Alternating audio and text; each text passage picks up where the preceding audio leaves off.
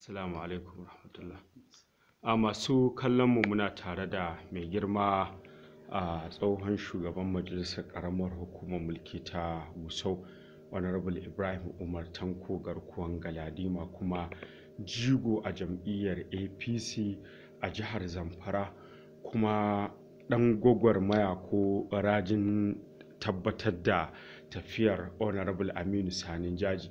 Ranka daɗe, kwanan baya a shafin sada zumunta, kasancewa wannan tasha ta muna aiki ne da shafin sada zumunta na yanar gizo na Facebook, muka ga wasu hotuna na Honorable Aminu Sanin Jaji da kai, inda aka ɗaukan hotunan shaddodi da wasu kayayyaki.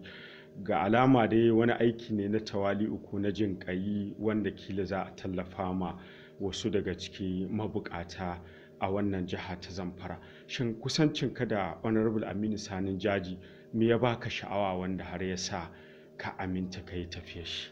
So, auzu billahi minash shaitanir rajim, bismillahir rahmanir rahim. Na farko dai wannan tambaya da kai Malam Jabir, Honorable Aminu Sanin Jaji ya yi dan majalisa mai wakiltar ƙauren namo da birnin Magaji.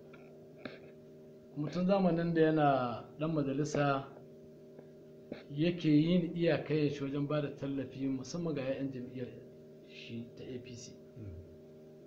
Idan baka manta ba, tun 2017 lokacin nan Honorable Aminu Sanin Jaji yake raba shaddodi da atamfuna ga esco na mazaɓu da muka da su a jihar Zamfara, gaba ɗaya na jihar Zamfara, ba wai na constituency ɗin shi ba. Sannan sai na fahimci kuma mutum ne mai son taimaka ma matasa, sannan sai na fahimci mutum ne mai sauƙin kai da al'amura, domin ni